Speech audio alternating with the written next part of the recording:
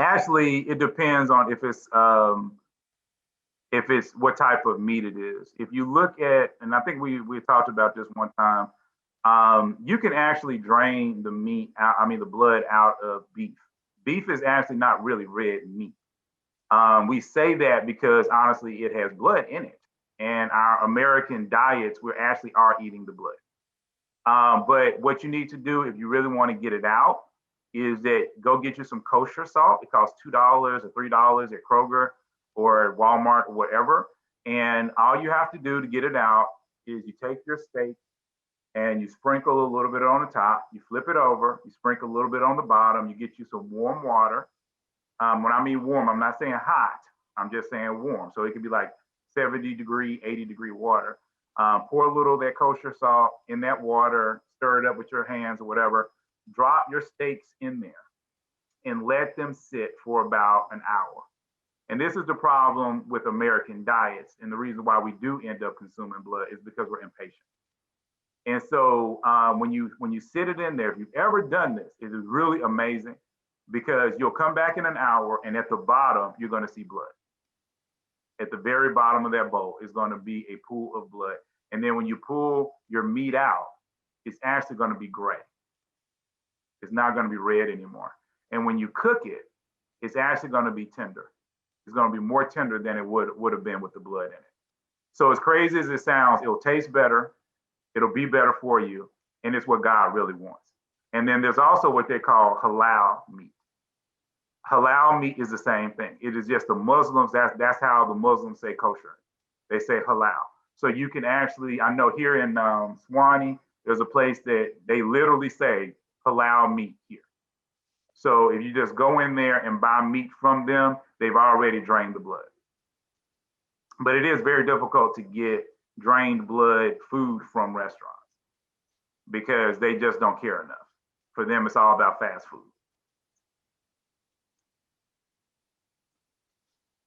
Okay, and then yeah, Mashawn says koshering also helps it to bring in more herbs and spices. And it's true, it makes it actually taste better. But, you know, again, we live in a world now that is not like it used to be, where, you know, again, I'm not trying to be sexist or anything, but where one person would generally stay at home and do the cooking. And honestly, cooking takes a long time. It's not a 30-minute hamburger helper, you know, get that meal quick. A real meal, even today, with all our, you know, gadgets and gizmos, might take a woman or a man, you know, an hour to 2 hours to prepare a really good meal. And that is why we end up eating the way that we do, because it's not good. And honestly, God knows it's not good. And I'm sure that there are also physical ramifications that's happening inside of our body that we don't even know, you know, because we are consuming blood. But I don't want to overly focus, like I say, on the literal meat of what are we eating, but I want us to focus a lot upon what does the blood mean from a perspective of parent to child, and what is God really concerned about when it comes to that. And if he's concerned about a dead cow, how much more is he concerned about your blood? So come on, Pastor Sean, you got your phone unmuted, so you can be the first to talk.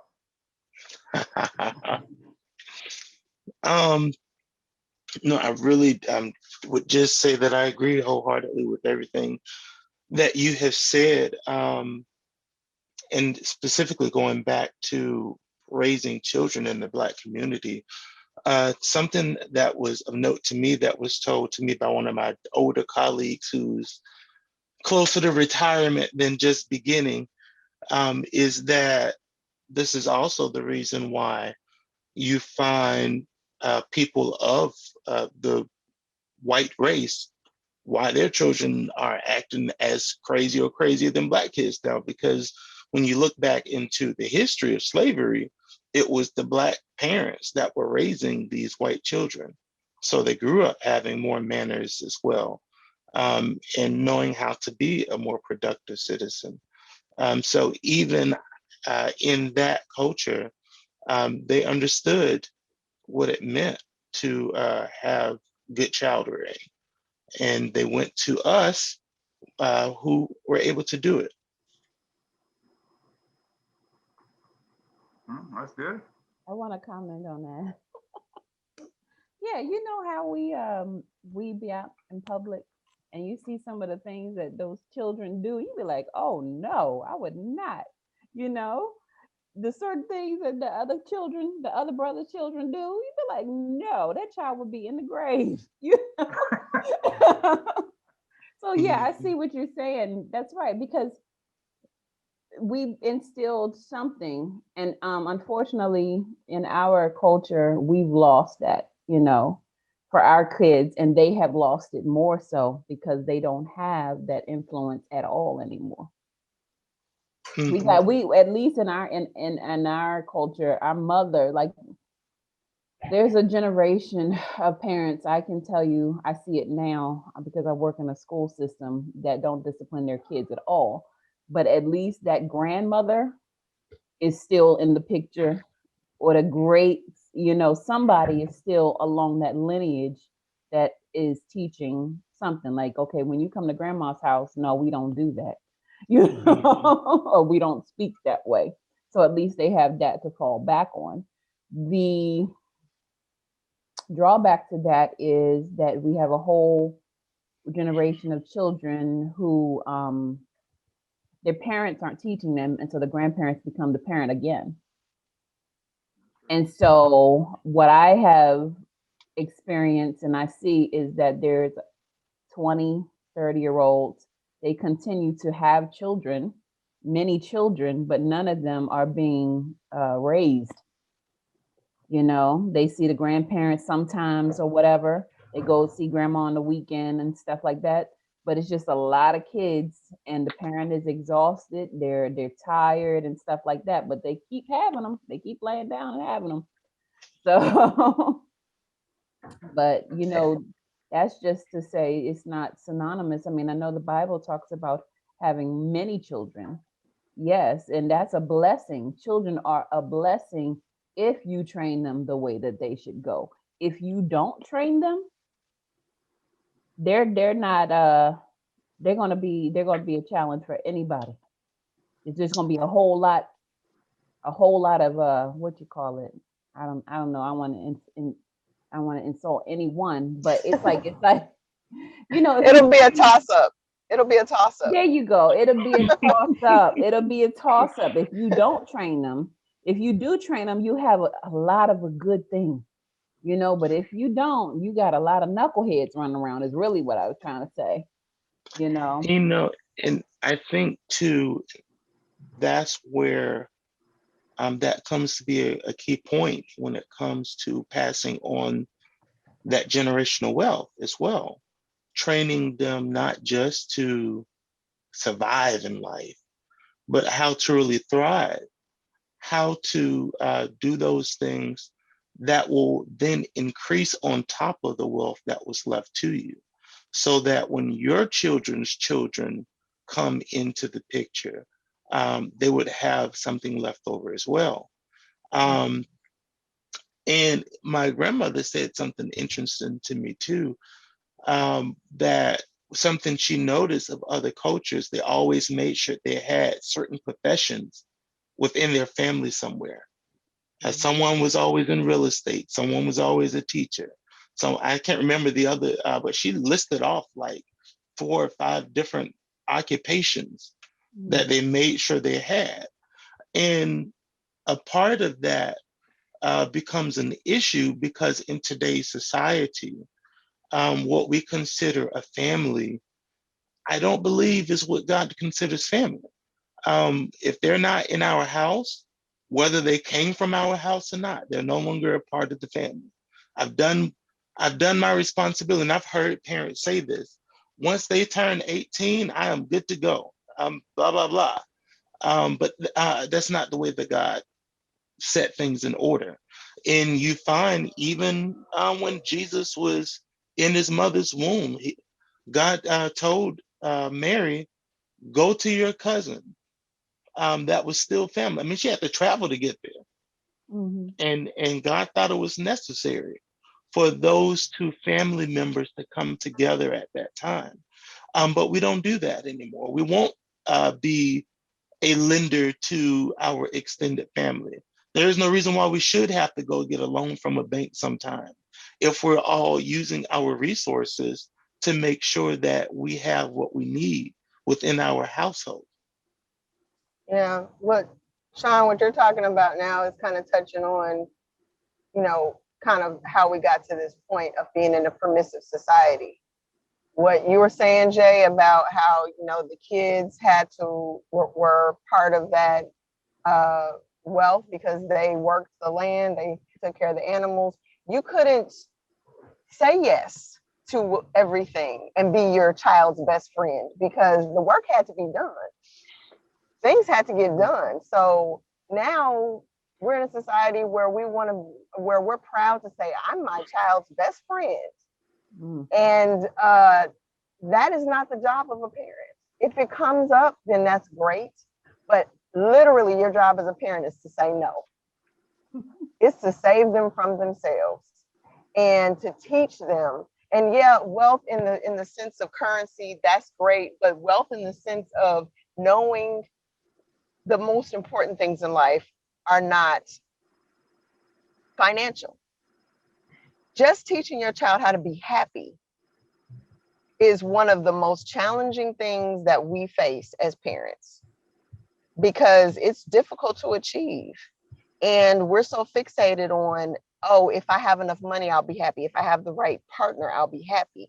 All of these external things that do not make you happy. And it can take a lifetime to find out that you wasted your energy on pursuing these things and are still not happy.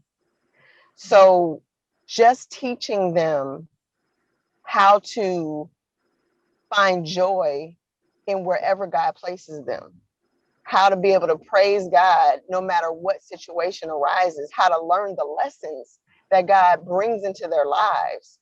That alone is going to put them well beyond anybody that comes out with, oh, they got this hookup or they got this car or they got this job or what have you, because they will be able to find a way to be successful in life in general, no matter what happens. Not, oh, well, if everybody can't see it, then it's not success. No, I'm successful because my relationship with God is good. Because I know that God is proud of me, no matter what anybody else thinks I'm worth. That is what really matters. And Jay, it's interesting that you started out saying you don't know why God things, because that's what you said. That's what parenting is. No matter what that child does, that's your child. They do great things and make you proud, and you want to stand up and shout about it. And they do things where you want to hide your head, but that's your baby. No matter how old they get, no matter how foolish they are, no matter how smart they are, that's yours. And that's how God is with us. Like, you know what? I made you and you mine, and we just gonna figure this thing out. I'm gonna be here for you. I'm gonna, beat you. I'm gonna love you. I'm gonna bless you. we together forever. So that's all I wanted to say. I'm sorry.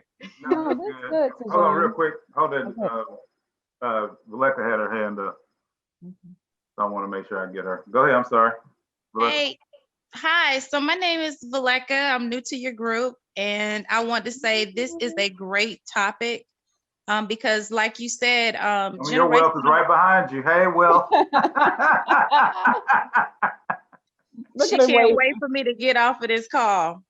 But I wanted to say, we always think that generational wealth is also about money, but I think it was great that you went from the scriptures, that you talked about how it's also important that we train the child up first, because that's one of the things that I do. And I also wanted to talk about how we need to be okay with having children older, because, sometimes we're like, oh, we didn't have children at a young age. But just like we talked about having children younger, some of those things are missing when you're younger because you're so busy trying to build the wealth, so busy trying to take care of the finances, that when you finally do have children older, sometimes you're able to give them more that you probably wouldn't have been able to give them. Some of that structure that we didn't have, you know, when you're younger, because you're so busy trying to work, get the money. So now that I have her at an older age, you know, I was like, man, I'm behind my peers. You know, I'm not, but there's things that I'm giving her that I probably wouldn't have had when I was in my 20s or my 30s, or stability. I'm okay with saying no at this age. You know, you can't have that. Mommy's talking. Go upstairs. Go upstairs. She was so cute though, Yeah. looking over your shoulder. But go ahead, I'm sorry. So actually, she's my niece, and Mhm. I'm raising my niece. I'm niece mommy. I'm what you call mommy, mommy auntie. Mhm. So, you know, those are things that we're able to give, you know, to our generation by being older and raising and helping out. And I agree with being a parent, even when they get older and outside the home, because I'll tell you, my mom still raises me, you know, as an adult. She still talks to me about God and talks to me about my decisions. And, you know, the other day she had a very profound conversation with me. She said, I'm here so that you don't fail. So we need to remember, as parents, we need to still be here for our children. Hannah, mommy is talking. Go upstairs until I finish, okay? Bye. I'm sorry. You sound like me for a second. That's good. Go ahead, Well, she Rebecca. needs to know we're serious, because, you know, if your face shows a lot of that. But, you know, I do think about, you know, making sure that she has those things that are important to her as far as money and wealth, but also discipline, because like you said, they can blow it, the money, you know, and you can do all of these things. So when you get older, you know, none of that matters. So, I mean, this is a great topic, and I'm so glad that we touched on this, because it is so important that we train our children on these things, because what good is any of this? And I'll tell you, gratitude is another thing you need to train your children. Train them to say thank you, train them to say, I appreciate things that you're doing for them, because you can do all of these things for them. And if they're not thankful, what good is it? They're not grateful, because then they'll do that for everything you've trained them on. And then I'll be quiet. No, I mean that's actually good. I mean, we like for people to talk, so that was great. I mean, that was absolutely great. Okay, Mustafa, I'm gonna get to you in 1 second, but I'm gonna let Davita go ahead because she had a point earlier. Go ahead, Davita. Oh gosh, I had a couple points. All right. Okay. All right. Floodgate about to open now. Dang it. Okay, so one of the points I'll speak on, I go back to Sean, and actually it's general, is yeah, it's not just our kids. Valeka said it too. It's not just the kids that come out of our body. It is the children in the world, because they are the people that when we get older, they're going to be running the world, and they're going to be putting who else in office. You know, they're going to be the ones voting, they're going to be ones changing the laws and stuff like that. So when I see people, you know, just looking at kids like they're a disgrace, understand all of us have a role to play and a part to play. And sometimes kids have gotten to the point where you can't discipline them and you can't speak to them. I know a lot of people are worried about that part too. And so, you know, I would say to pray for them, because like I said, y'all know I work in an elementary school. I love children. I love children, and I recognize what they're worth to God. And so some of them, you know, they're in a position where their parents have no sense.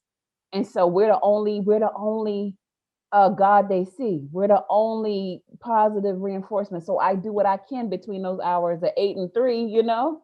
If they come to the office, if they're in trouble for fighting and stuff like that, I might only get 2 minutes. So if you're in public and you see a child and you feel like compelled to say something to them, you never know how that sticks with that young person.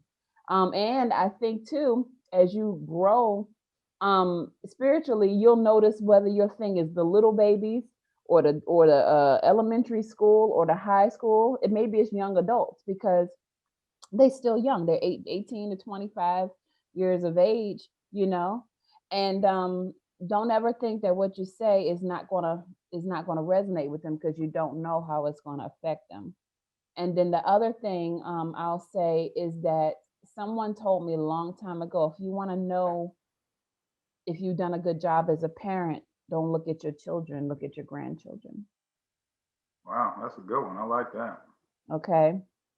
Because you, whatever you taught your kids, your kids will teach that to your young ones, their young ones. So don't look at your kids, look at what comes after that, because that means there's something stuck and it is there.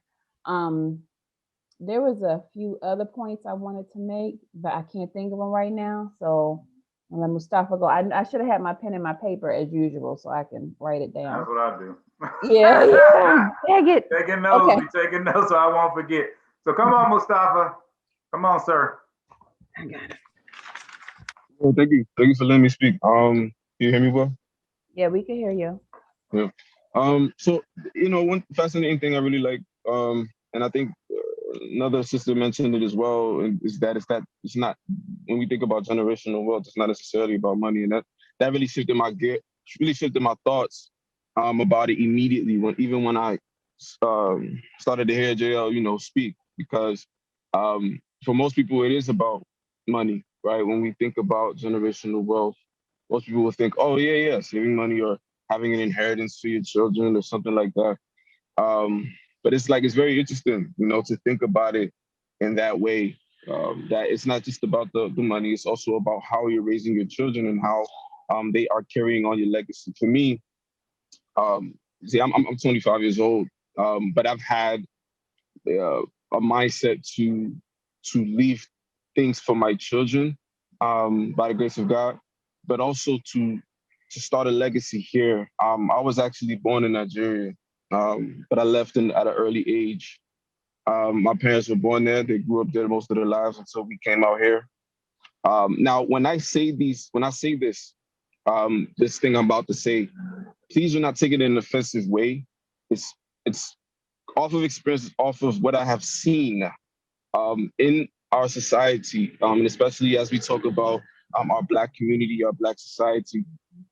It's really how you raise your children and not being afraid, right, to raise your children, even if it may come to the point of them having some form of issue with you, right? And it's okay. And what I mean by that is that not that they hate you, but that, hey, I have a very strict father. You know what I mean? Being from a Nigerian household, things like that. And so how they discipline their children, how not even Nigerian household, African households sometimes, is very different. You know what I mean? From some of the households in America, right? How they treat their children, how they let their children do this, how they let their children do that, blah blah blah. And so it's very interesting. You know what I'm saying, when it comes to that. I see a lot of children who come from households in an African household actually exceed and succeed higher than people who were in this country for a long time. You know what I'm saying? And it's because of really how you teach your children, how you raise and discipline your children. There's even verses that say, do not suffer the rod. You know what I mean? Don't suffer the rod. Don't be afraid to criticize or chastise your children. It even says in the word that God himself chastises those that he loves. And so definitely, I would say that how you raise your children, because what's the point of working, suffering, sweating, and all the kind of jobs that we work, right, to die and not have that money go anywhere? The government's going to take your money, or some that money's going somewhere. But if you have a child, if you have children who you raise who are responsible enough to handle, and not just the money, but also carrying on your family legacy, I think is very important. And so that's my take. No, I mean, I love that. And I don't think too many people will take offense to what you had to say, because I think a lot of people here agree with it. Like, I know, just give you something, direct, is I've actually, believe it or not, I've dated a couple of Nigerian women. And when I date them, they don't have a problem with me at all. I know for a lot of people that come here from other countries, especially coming from, whether it's Africa or the Caribbean, You know, they see African Americans, and unfortunately, you guys see who's in the majority. And the majority African American, unfortunately, they don't have their life together. But when you get to a certain quote unquote class of Black people, you start to see the same energy that you see in Nigeria, where you have people that are like, my dad is very strict on me. And you know, you see where I am today. And so I see things differently. And like I said, when I've even dated Nigerian women, when they see me, they're like, oh yeah, this feels very comfortable. Because they see the same things in me as they do in other places. And that's part of one of the reasons why I want to have this discussion, because a lot of, and like I said, maybe not the people literally on this panel right now, on this Zoom call, but maybe in the future, somebody on YouTube might watch this video and they might be looking for clarification about what they want to do with their lives and their children and different things like that. And maybe they're 25 and they're 30, and they need to understand that discipline is extremely important for children. And loving them, you love them through discipline. That doesn't mean you overbeat them. You don't want to beat them to the point where they become angry. But what you do want to do is you want to love them and make sure that they're lining up. It's almost like, to give you an example, it's almost like when my dad taught me, you know, because we've had this police issue with Black men since the end of slavery, where police officers will pull over a Black man, kill him, hurt him, take him to jail. This is not something new in America. This is actually a part of American history. What you're seeing now is just more men that thought that it didn't exist, or white people that had turned a blind eye. But anyway, you know, my father told me, he said, son, if they pull you over, you say, yes, sir. No, sir. What did I do wrong, sir? How can I help you, sir? Here is my driver's license, sir. Blah, blah, blah. And so I was always taught that, you know, when you have these figures, because my dad would tell me, he was like, son, they will kill you dead in the street. You give them more than enough respect, because that keys to them that you're connected to something higher.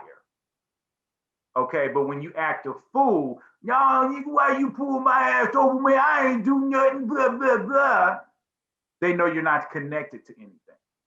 Mm-hmm. They know you don't have any sense, and the people that are connected to you don't have any sense. Okay, so it gives a different vibe. And even though I have been pulled over and even been arrested for bullcrap, okay, even the officer had to say, yeah, there was something different about this kid. So I've gone through almost all of what half of these Black men have gone through, but I've lived, I'm on the other side of it, and I've been able to make it through. And so for you, Mustafa, what you have to understand when you start to talk about the Black community in America is that you have to recognize that what you're saying is 100% true, and there is going to be a subset of us that are 100% with you. Yeah. Because that's how we live our lives too. But unfortunately, what we have to do is we have to reach that other set, okay, that's out there that don't understand what to do. They don't understand how to raise their children. They think being in the club, throwing up hundreds of dollars and all this other kind of crap is living it up. And that's not. Because your children will come out of that messed up, screwed up. Okay, and I ran into some of these people. I've dated, honestly, some of the women that have come out of these types of environments. Girls with daddy issues, major daddy issues. You know, and they have never released themselves from the anger and the pain that they have felt. And then you're trying to get into a relationship at 20, 30, 40 years old or whatever it is, and then trying to raise children. You have to heal, you know, and you have to understand, you know, what to do. And that's why what you do with your children is so important. And that's why, you know, I made sure I wanted to say something about anger, because a lot of this anger that a lot of people have raising their children, because I see it in men as well. I don't want to beat up on Black women. I see it in Black men as well, where they're like, all women ain't nothing. All these women ain't crap, blah, blah, blah, blah, blah, because you've been hurt. Mm-hmm. Okay, maybe you need to look in the mirror and say, you know what? I chose that woman. I chose her. So can I really blame her 100%, or do I have to blame myself for part of it? And we have to recognize whoever we're with, for however long we're with them, we all have to take part of that responsibility, because that is something we did to ourselves instead of going out, maybe finding another person or whatever it is, or even understanding more about ourselves to know what we needed or what they needed. But anyway, those are in other videos. So we'll get to Natalie, because I'll just talk forever. Come on, Natalie. Hey guys. Hey, Really, really good topic. Really good points that were made. And I just want to, just put my little spin on some stuff that was said, basically.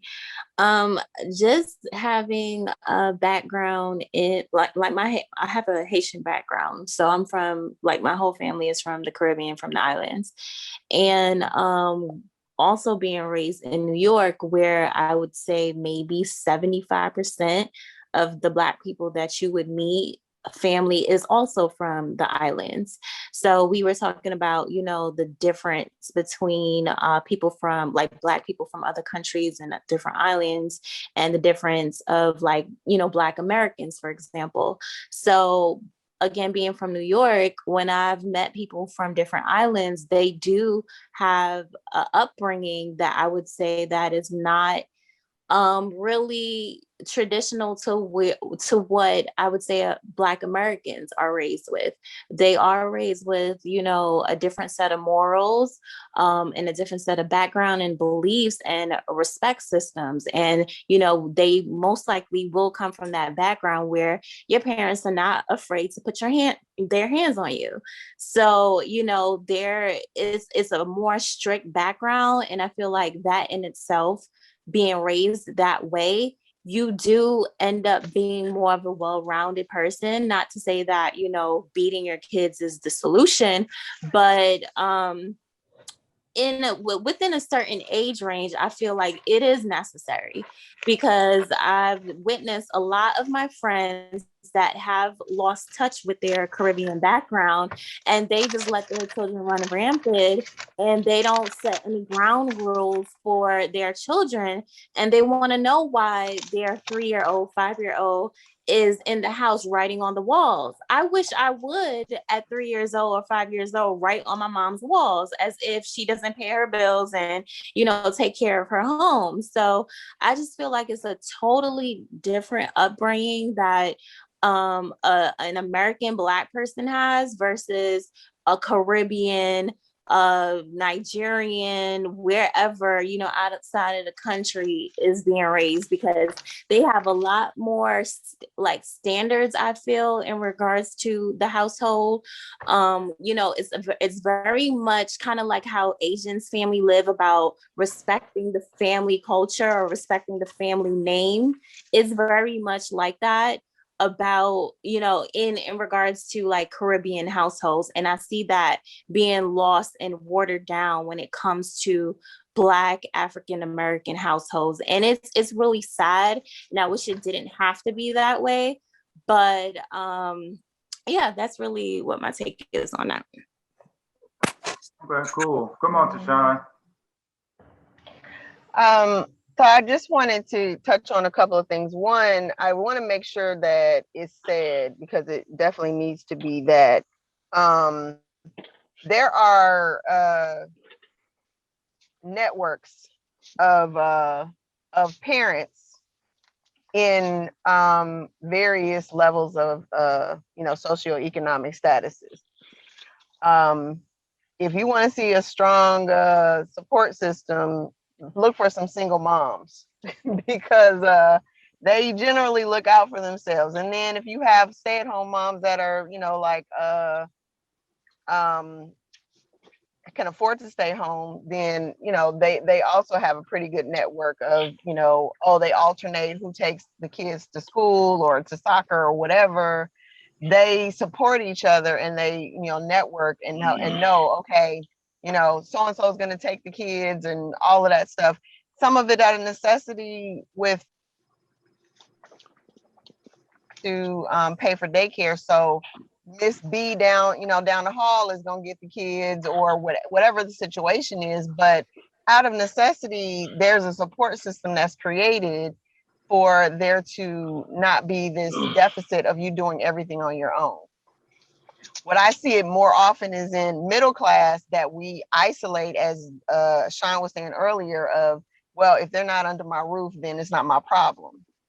And we always say it takes a village to raise a child, meaning that it's not just, that nuclear family that's necessary for a child to be well.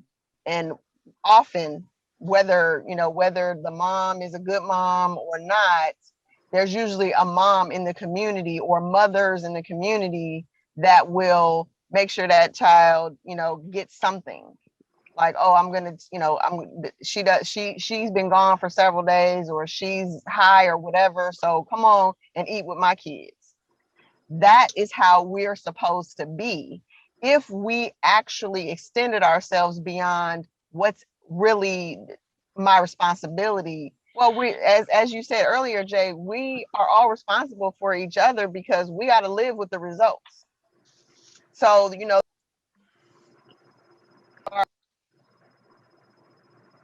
You lost me and they here. would, have a pattern of understanding of what manhood is about if they didn't have a father at home to follow. They'd have an uncle, they'd have a grandfather, they'd have some man that would step in when the man that was supposed to be there wasn't. And if the mother wasn't there and it was the grandmother, it was always people that were stepping in. But when we got to the point of focusing on the financial wealth, then that became the priority. And so now it's like, well, there's no, there ain't no money in it for me to be a big brother, or to be a big sister, or to actually go and help my sister with her kids, or my cousin or whomever. And then everybody looks around and says, well, why are they acting like that? Why are they doing that? Why didn't they club throwing the money up like they got money and they can't pay their rent the next day? What is being poured in? What is being shown? What is being developed? Because without that immediate impact, you're getting that the videos and the reality shows and all of these different images that aren't reality, but it is the example that's being shown. And there's nothing to defray that. There's nothing to say, no, this is what really it should be. I spent a lot of time. So some may think that this is wrong, but I'm gonna tell you, my kids are like me in that they're smart enough to know, like, they play the odds. They read people, they read the situation, and they can control it if they want to. So in school, I would go to the school at the beginning and I would tell the teacher, I would talk to the teacher, I would assess the teacher, and based on that, I would decide whether or not I was going to give them permission to whoop my child. And I needed to do that because I knew that my son had enough sense to know I can only get whooped one time today if it's going to be when I get home. So if I get in trouble once, I may as well go ahead and have a party for the whole day. I may as well just take it all the way into the bank. I'm going to just do everything, because I'm only going to get one whipping at the end of the day when mama, get me. I'm only going to get one punishment. So, and what you were saying, Natalie, before about needing to, the corporal punishment, I don't call it beating because there's a difference. But corporal punishment, children don't understand long-term punishment. They understand immediate consequences, not long-term consequences. So once my son understood, yeah, you actually can get touched all day if you need to be. It's not going to be no, oh, well, you get in trouble one time at the end of the day. Now, if necessary, and that's part of the reason I was at the state for so long, I will come up to the school and I'll whip you in the classroom. But I would prefer them to understand that they're going to have to respect the authority that's in place in that room at that time. I have to decide whether or not I could trust them to do that first. But because Davida tell you, some of them teachers can't be trusted like that. Oh yeah, absolutely not. Absolutely But not. you can't expect, even if you have both parents in the household, it's impossible for you to be able to give that child everything that they need. Because at some point you're going to be at odds, and there's going to be that grandparent or that cousin or that aunt or uncle that's going to be the one that they turn to and they say, yeah, your mom is actually right. Your dad is actually right. Or, oh, I'm glad you came to me and told me that we need to figure this out. Because otherwise they're going to go to who? Their friends. They're going to go to somebody that's going to probably tell them what they want to hear, and not, I got to live with the consequences of your choices. I need to tell you the right thing.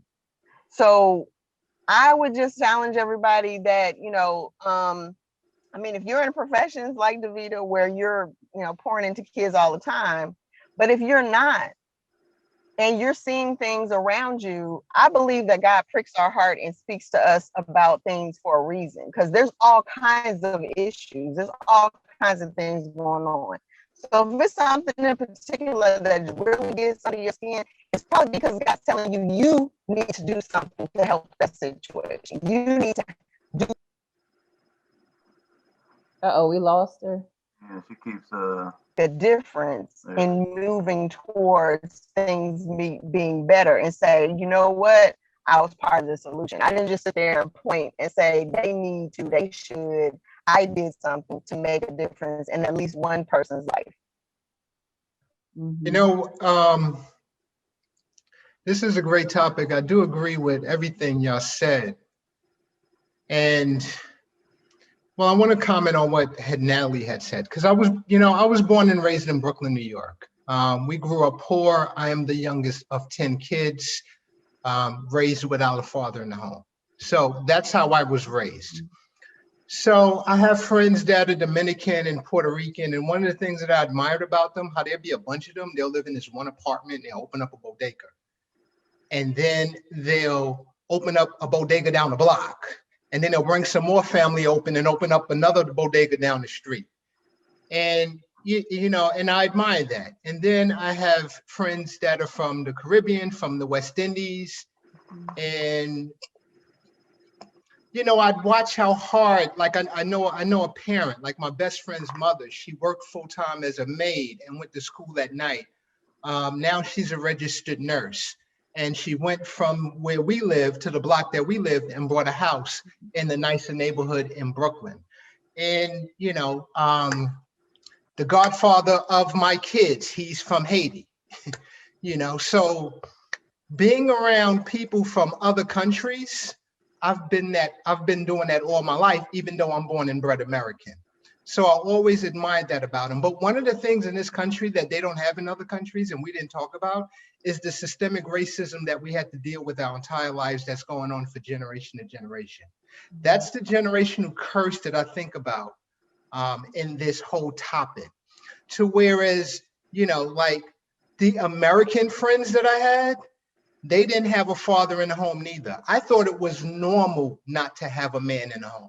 I thought that that's just how it was. I didn't think there was anything wrong with that growing up.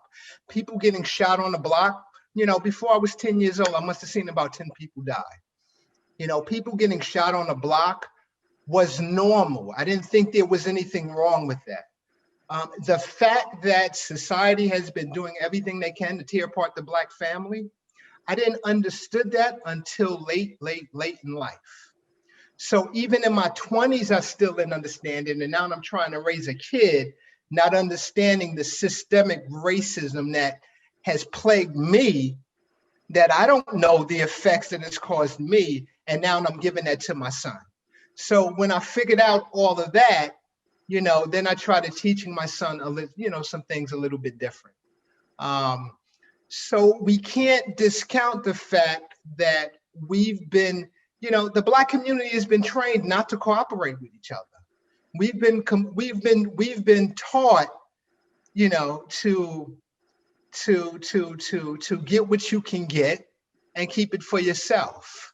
Not to watch each other's back, not to share what we have, but literally you get yours. Later for everybody else. That's what we've been taught. And it's taken me a long time to kind of retrain my to retrain myself so I don't think like that anymore. But it's going to take a lifetime to do so.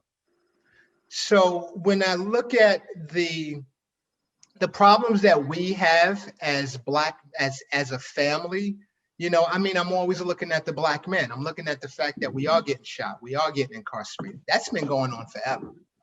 I have no criminal record. I can't tell you how many times I've been pulled over in Brooklyn, or me and my friends are walking down a block and just get pulled over and the police jump out of the car and just throw up us against the wall. So I was lucky to make it out of that environment without a criminal record. My best friend, he's been locked up several times. I have plenty of friends. In fact, the last time I went to Brooklyn, a lot of them had just came home. Some deserved it, some didn't. The majority of them deserved it though, but that's another story. So when we look at generational curses, I really have to look at the systemic racism that's been going on from generation to generation, and the impact that it had on myself, and as a result, the impact that I have on my family. I disciplined my kids, bottom line. I took a course before my son was born on child rearing. I took a Christian course and then read some books on child rearing by Christian psychologists. So I know exactly how to spank them. Did I tell my kids no? Every now and then. I'd usually tell them you can when you're a lot older, or when you graduate high school, or when you move out. The answer is no, it's when you move out. Yes, you can. So anything is possible, but not here. Bottom line. But the biggest thing I try to teach my kids is self-worth and value for human life. They needed to respect each other. They needed to respect elders. They needed to respect, everybody, period. No ifs, ands, or buts about it. You're disrespectful, something gonna happen to you. Sharing, one thing that I am proud of is that my kids do have respect for people and they are willing to share, me having so many siblings, we had to share everything. So I don't even know how to be stingy. And that just kind of trickled down to my kids. So I'm glad about that. But yeah, when we talk about generational curses, just the plague of violence that's been going on the Black community for centuries constantly runs through my mind. I'm involved with the Justice Center in Alabama. I'm trying to think of the full name of it. I was wearing a shirt the other day. How I met the guy, he was defending teenagers that are on death row. You're talking 13, 14, 15-year-old kids that are on death row. We have the largest number of incarcerated people in the world in this country. I think we house 25% of the world's incarceration, So, and of course, 80% of that is us. So, I'm sorry. From Jim Crow, still lives today. I have to look at that as a generation curse and figure out ways to kind of not pass that along as I get older when I'm talking to my kids. So that's, all I got to say about that. No, I think it's definitely real. And that's kind of what I was saying too. And I'm glad you shared all that. And I'll be honest, especially for all the Black ladies listening, I don't know, when I was graduating, the people that I knew in high school, I don't know off the top of my head any Black boy / man that was in my high school class that was not pulled over by the cops at least once between the ages of 16 and 18 for some bullcrap. I don't know one that was not. Okay, so that is about what it's like for a Black man. Now, I'm not trying to, get y'all to lean towards us, but I'm just trying to add to Sean's point that it is a major thing. But that's also why we need to be concerned about Black families and about the raising of these children, because I'm gonna tell you straight up and being real with you, the Koreans and the Latinos, and even as Mustafa's talking about, a lot of the Africans that are coming over, they're doing better than us. We want to talk about the Black race, they're doing better than us. And many of them, like you talking about the Koreans just got here. Out of everybody, they just got here. And I don't know, because I know most of us are here in Atlanta. I don't know if y'all been to Gwinnett County. Y'all should come up here and take a nice drive around where I live, and you're gonna find Korean shop after Korean shop, whole blocks where literally all the language is Korean. They have almost fully taken over like about 25% of Gwinnett County. Okay, and then the Latinos have probably another 10 to 15%. Okay, and then when you start talking about, unfortunately, Black Americans, we really are struggling to even get a foothold. And while part of it, I do think is the systemic racism, I do think part of it is that we also have to make sure that we're doing everything that we can, as well. So I just wanted to throw that out there. I know we got 4 people that's raised their hands. I might be out of order and who I'm calling on next, but this Zoom doesn't put y'all in order. So I'm sorry about that. So I'm gonna go ahead and Jay, go I to do wanna, and then I'm gonna go to Dawn. I'm Jay, sorry, I do Shaitan, you think had something real quick? Yeah, I just wanted to say, I think and the people on here who have, are from other countries can say for themselves, but racism is a worldwide situation. It's all over. I think the difference in America is that we have a tendency to, because of the slavery part, we have a tendency to look for something to be given more than internalizing to the family and saying it's up to us to get this together and make our family better for ourselves and for our next generations, versus what is the man going to do, or what can we get from the man, or the man is doing this. It's a fact, and it's the way it is. And so, yeah, we need to work on changing it, but at the same time, we don't need to be sitting around waiting for it to change either. No, I mean, that's why we want to have these conversations and also, go deep. So I'm 100% with you, Tashawn. So come on, Davida, then we'll go to Dawn, and then after that, Natalie, and then Mustafa. So go ahead, Davida. Okay, I got my pen. I was remembering, okay, let me try to do this quickly. So first of all, I love our group because we talk about such a wide range of topics, and I did not see this coming, but this is a good one. We find out a lot about each other. I too am from a very large family like Sean. I am a family of 13 of his, hers, and ours. Okay, and I am in the younger set. Okay, there's an older set that were adults and moved out before I even came along, and then it's the younger set. And so, yes, you don't grow up with that mentality of thinking of yourself first. You're always thinking about somebody else first. So I see that in larger families, which of course now people have such smaller families. They have 2 kids and they spoil them to death a lot of times. They get everything they want. But when you come from a larger family, you gotta break that piece of cake 10 ways, So that's one thing. And I also have roots both in the West Indies and Tobago and African Cameroonian. So I'm with you on that, and I'm very traditional. I wanted to speak to a couple different people's points.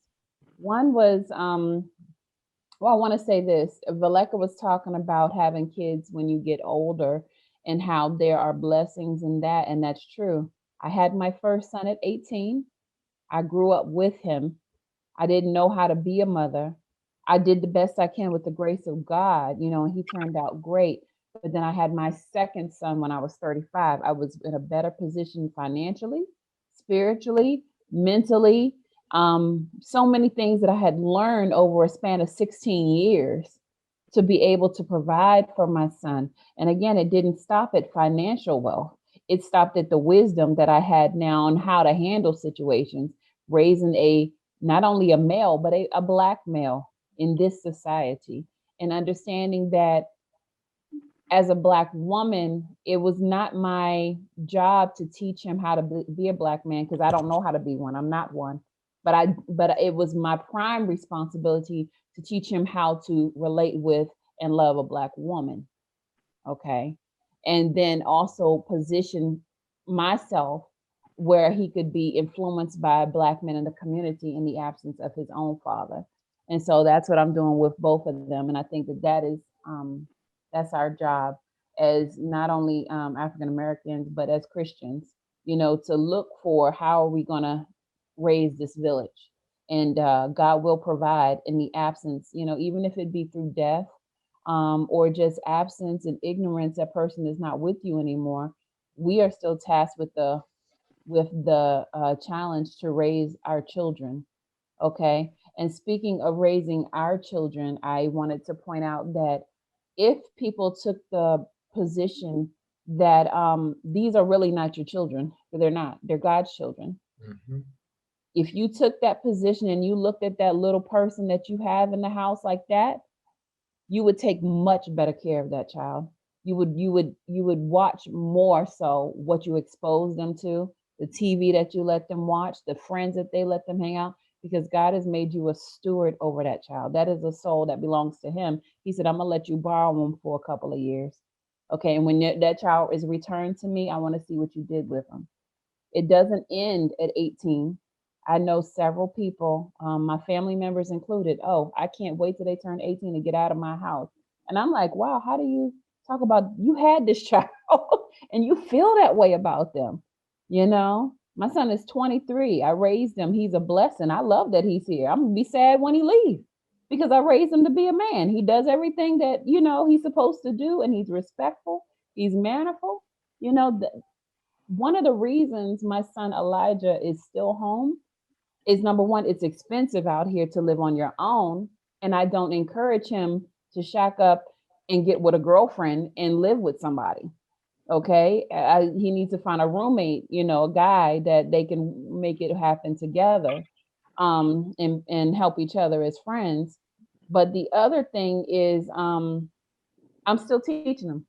And as long as I have the opportunity to do that, where he wants me in my life and he's still listening to me, I'm a list. I love that. So let me see. I said that. Hold on. I'm writing on my notes. All right. And then, I wanted to comment on something Tajan was saying about her son and how, sometimes you could give permission to, lay hands on your kids and stuff like that, and what that child needs. I think that it's important to note that we all have different temperaments, because you have to know your child. I was the type of child growing up, if you even yelled at me or raised your voice slightly, I knew I was in trouble. So I would back off right then. I wouldn't even try to go outside the box because I was very tenderhearted. You didn't have to do all that with me. And so I think that when it comes to disciplining our children, understand God disciplines us the same way. He knows your temperament too. If you was a child that need to get whipped up on by God, you probably got to whip up on your child too. So it's somewhere in there, in certain areas. So I want to stay knowledgeable of the fact that, like, all of us have different temperaments, and even if you have more than one child, one of them you might have to lay your hands on, and the other one you just say in a calm voice, sit down, and they will do it because that's what I got. And then I want to go to Sean, and how Sean, you were talking about in the Black culture that people have this, they got to get their own type mentality and they don't look out for other people and stuff. I do see that running rampant in our culture, but I realize you said because, we're taught that, but guess the thing is, we didn't teach ourselves that. That did not come from where we come from. When we talk about the Caribbean, when we talk about our history and our culture from Africa, we were not taught that. That whole idea of you're on your own was instituted into slavery.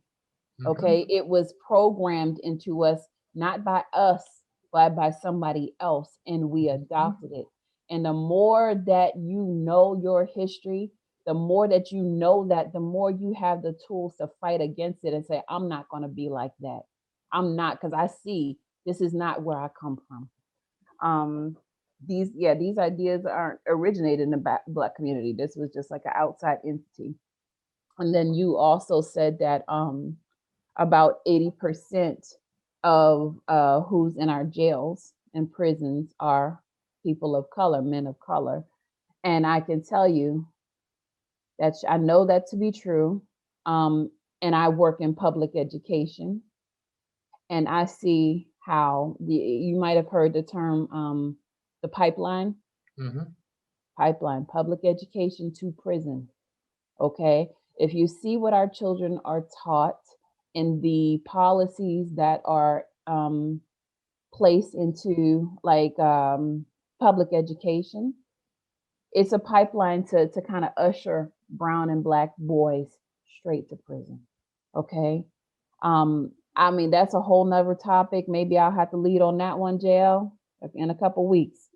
But I see it, even when it comes down to, in public education, kids have things like an IEP, individualized individualized education plan, you may have heard of, or 504. An IEP is for students who have trouble focusing. They give them an individualized learning plan to give them 30 minutes more time. When other kids do the job in 20 minutes, you got to give that child 50 minutes. You got to give that child an adult assistant, a one-on-one. And what you see in public education is more Black people than whites, Asians, Latinos are on an IEP. Like, it's like we can't learn the regular way. So you're going to have to give us all these things. A 504 plan is for children that are mostly Black boys who are angry. Okay, angry. So you're putting them and you're already categorizing them. When they're on a 504, that follows them all through their high school. If that child, once he's 18 years old and he gets pulled over by the police, or he has a run-in, maybe he steals something from the store, they look at that. You know, they say this is a young person, and at 18 they're an adult, and they wipe the slate clean, but they say, oh, he was a problem back in high school. He had a 504. It's already stacked against you. Okay. I mean, it'd be little things. Whereas let that happen to a child who's white or Asian. They're not going to look at that because that child never had a 504 in the begin with. You know, it was just like, oh, you know, little Johnny's fine or whatever. But they give our kids these labels from the jump, and so we start at a deficit. I would like everyone, and that's like I said, I know where I am. God placed me there. He planted me there. It wasn't what I was looking for, to be honest with you. I always knew I loved kids, but I didn't know I was going to end up working in the school system doing what I do. But I'm like, okay, I need to be here for a reason, because I need to try to help as much as I can. But I just want to say thank you, everybody, for being here and having this discussion, because if you open your eyes and see, like JL, you said this is about generational wealth. It is definitely in our kids. Take some time and just really think about how we can make an impact on them. Oh, thank you for that. And I think I want to also Davida. Oh. Go ahead. Jay, let me just say this right quick, because it's because I just wanted to add to what Davida said about the IEP. Mm-hmm. So not only are all of those things true, but they push to do it because they get more money for that child. Oh, per head. And they get more money. Not only, right. Yeah. And then on top of that, not only all those things you said as far as after school, my son I put him on an IEP because he has such severe grief issues that he was actually set aside because he would finish faster and he would have a hard time just sitting there and doing nothing for the rest of the class while everybody finished their work. Now today, he's almost 25, job, it comes up. And, oh, I can't hear you, John. Something's going on. It was on the IEP. He was on that. Oh, I'm sorry. We missed you because I'm I losing think the you went signal. out. Yeah. You've been going in and out today. But yeah, I definitely think Davida, you Oh, should sorry. do I was driving. I know, and I really wanted to hear what you had to say. Yeah. I need to hear that about coming up with the job. Yeah, I think Davida, you need to do something on the I'll find IEP. another Okay. area to do. I'll Yeah, do because it. I would really like to understand more about that, and I think that that would be good because people need to understand it. And like I say, even now, I'm still trying to figure it out. You know, I don't have kids, but But you're gonna need to know this. Oh yeah. yeah. And one of the things I always say too, excuse me, this is a slightly different topic, but I think that we need to also remember and recognize and stop, you know, and listen and not pay attention and kind of understand the lies that are being told. Like, you know, I'm a big advocate for HBCUs. You're always going to hear me talk really great about HBCUs. I went to Tuskegee. My sister went to Hampton. My cousin went to Xavier. We are big HBCU people. And I've heard so many people, especially Black people, coming in and saying, well, you know, the world is not like that. You know, the world is not one race and all this other kind of stuff. Well, most colleges are one race, and they're one race. They're called white. Okay, and you have to realize this kind of dogma that is basically being put into the Black community, who does it benefit? Because really what they're trying to do is they're trying to get Black athletes to go to the white schools. Okay, and if Black athletes believe that going to a Black school is about Black power and is about things like that and uplift of the race, then what you end up with is now they go into those schools get a better sports team and different things like that. And so now instead of UGA being the most important team on television, now in 10 years, it could be Tuskegee, Hampton, Howard, Morehouse, or Spelman. So that's what they care about. And people need to remember where this information is coming from. Who benefits when this type of thing is actually passed to children? And Black schools will give Black kids opportunities where white schools will not. Even if I know Tuskegee did it over and over again, because I remember talking to the recruiters and stuff over there, and they would talk about like kids that had criminal records. Tuskegee would take them. That's right. Okay, because they know about systemic racism, and so it's not as big of an issue for them. And they give them more money. Yeah, but you know, it is what it is. Just wanted to briefly talk about that. Somebody dropped off. I forgot who it was.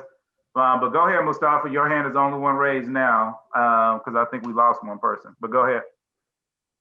Was it Dawn too? Yeah, it was Dawn. Okay. Yeah. So yeah, just briefly, you know, like I said, I really appreciate this conversation. You know, this discussion, this topic. You know, and something I wanted to bring also to the table is just how we love our children. To your point, JL, you mentioned, you know, some woman, you know, young woman that you were, woman rather, that you were dating, that maybe had like, you know, family issues or father issues and mother issues or something like that, you know, and I had an experience with that, in a sense of just how one would love their child, you know. This was kind of a family relationship on her side where her mother told her from the jump after she graduated high school, I'm not paying for your college, so you can handle that on your own. You know what I'm saying? And that was something that she told me, and I'm like, well, okay, I wouldn't say it's by force. You know what I mean? That you pay for your child's college, you know, you know what I mean by force. It's like you got to, you know what I mean? Like you got to go all costs. But for you to say that you don't want to pay for her, you know what I mean? You don't want to be involved in her college experience or her college degree or anything of that nature. I mean, this is your daughter we're talking about, right? Her father's not living with you. You know what I mean? You also have another daughter as well, you know, that is also kind of in the realm of kind of not being able to find that one and being in that single mom situation as well. You know what I'm saying? But still being able to be to get through those things. She did not want to help her daughter at all. Just told her straight up that she doesn't want to do that. And you know, this was a kind of relationship that was lacking love. You know, just not really caring about her daughter. And you know, there are some parents that won't be involved in their child's life, especially in their education. And then when it's time to graduate, they the ones really hailing screaming, you know what I'm saying, from the bench, from the bleachers or wherever they at, right? Being so happy for their child, but did not do anything for them, right? And this are situations where one, you know, the same mother that I'm talking about would actually move farther away, right, from the lady that I was dating at the time, moving farther away from her college to the point where she had to make a decision whether she wanted to continue living with her family or having to move out so that she continue her education, and her mother not even considering that, right? Now, mind you, this was in Baltimore. Baltimore is, in my opinion, one of the dangerous or most dangerous cities in the US because of how it's not a big city. And the amount of murders and a lot of the crime that happens in Baltimore for the size of the city is to me, it's a very dangerous city. And so keeping that in mind, they had to end up moving away, you know, possibly moving away, but not considering the fact that she was still be or need to go to college. Mind you, they did not have any, in that recent family history, they didn't have anyone that graduated college. So they either went to college and they didn't finish, or they never went to college to begin with. So she was really the first one to kind of get into that mode of graduating college and you know, kind of pushing that family history. Now, I'm saying all of this, right, just kind of giving that example, because going back to what I was saying about love, how you love your children. You know, if I've seen and experienced parents that do not love their children, you know, and mothers who don't love their children. For you to, you know, raise your, when I mean raising, you're carrying a child for 9 months, you birth the child, you raise the child, and you don't love the child. Well, what was the point? Mm-hmm. You know what I mean? Like, what I mean when I say what's the point is like, I mean, what are you really trying to do here? You know, do you genuinely love your children, your child, or are you just for the sake of people not calling you a bad mom, you raised her for 18 months? Oh, you 18? Okay, man, I can't wait for you to get out. You know what I'm saying? That type of behavior, you know, and I say this to people, I say, if you can basically hate your child, you can hate anybody. You can hate anyone. If you can stop talking to your child, like, you know, I'm gonna just cut you off, I'm gonna disown you. You know what I mean? You can do that to anyone. You can hate anyone. You can try to hurt anyone. You can try to cause affliction upon anyone if you do that to your own blood. You know what I mean? And so one has to be mindful about how they love their children. What are your morals? What are your values? Because your morals and your values will shape how you raise your child. If your morals and your values are, it's okay to be drinking all the time and getting drunk all the time. It's okay to be just sleeping around, you know what I'm saying, on purpose without any, you know, form of remorse, especially if you're a Christian. It's okay to do all of that.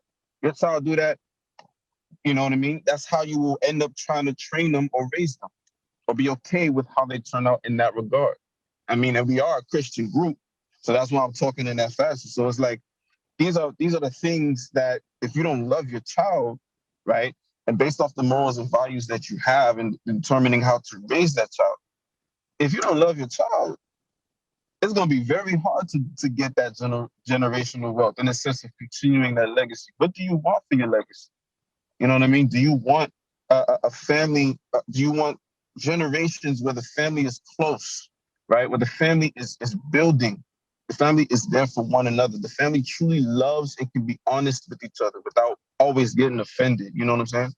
If you come into a family member and every time you try to criticize them and tell them something, they always getting defensive with you, right? You know what I'm saying? Build that love amongst your own family and love your own children. So I think it's very important as part of generational wealth to get to that point where you genuinely care for your children. Because believe it or not, there's some people who do not. They literally, as a matter of fact, they just can't wait to be away from their child. You know what I mean? And so, yeah, that's one thing I wanted to say. No, I love that, man. Too. Like I said, we might need you to get up here and do some presentations too. But I was just sitting here thinking. I think, man, I know you say you're 25, and a little bit of advice I give to you, which you probably already know, because you seem like a very educated and mature young man. You know, is don't be in a rush. You know, find nobody. You know, about 30 years old is generally when I tell guys to start looking. But I will say, whenever you get serious about getting married, you ain't got to worry about it. You're going to be fighting them women off with a stick. Yes. You're gonna be like, get off me! I told you. Because he has a lot of he got That's good. a lot of wisdom. Yeah, I don't think you're gonna have too much of a problem, man, because you have just a high level of maturity, and there's so many guys now, and I hear from women, because I've said it before. I've dated women as young as 25 before 26, and they'll tell me, that guys their age have no maturity, to them at all, and it's crazy for me to think that. But if they're saying it over and over again, I have to believe that it's true. And you have just that maturity, even now at 25. And I thank your parents for that good job and the people around you. And I think that it's going to take you very far. But I want to get to Natalie. She has her hand up. So come on, Natalie. Hey, so I wanted to comment on a couple of things that I believe Sean said about, when families move from different countries or whatever, and especially, some of the Spanish people, come and as a family, open up businesses and stuff like that. And that's kind of the point that I was trying to make earlier, where it's like people from other countries, they are accustomed to like working hard. And I don't know if it's because like the Black American is kind of really far removed from slavery and, working in the fields and really working, to get what they, what they have today and stuff like that. But when people come from other countries and they see how their hard work plus the opportunities that America can provide them, they go to work. And not only that, like it is like bred in them within their family. Not only we talk about generational wealth, but these people take it to the next level, because you could look at generational wealth as two different ways. Like I can, in my generation, have homes, build the businesses, and show my kids what it's like when you are established and when it's like to work for yourself. But if I don't involve my kids, okay, kids, this is how the financial aspect of the business works. Okay, kids, this is how we search for property. This is how we do this. This is how we do that. If I don't involve my children, then it's not going to be embedded in the generation to carry on, like how Davida said, to the grandkids. They're really going to get the surface level education of like what it means to create that wealth. So even when I went to Mexico, I'm there, just having a vacation. And, there's like street vendors. What do you see usually? It's the grandmother that's out there. It's the wife that's out there, the husband, the kids also with mangoes coming up to people's cars and, giving the money back to the parents and they putting it in their pocket. So this is what I feel like, just Americans are missing. And it really hurts me that I really can't wait for the day that we really stop blaming systemic racism, and keeping that as a mantra as why we can't progress. Like, because I feel that something to what Sean was saying about, about how we got to this point and that it was like, single mothers raising children. Because the thing is, when we came after slavery and all this stuff, it was really the government that continued to break the Black family up, I think, because that was the creation of what welfare did. Welfare gave Black women, gave Black families an incentive to stay apart from their husband, from their child's father, because now I can rely on the government to help me raise my children, to help me have income, to, live in this life. And I feel like we have to stop relying on the government.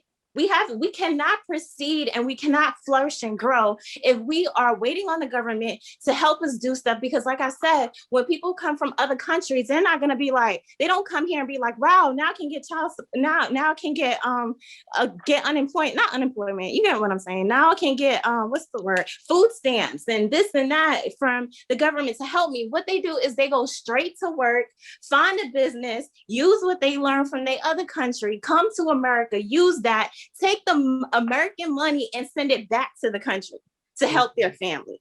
So I wish we could be more Black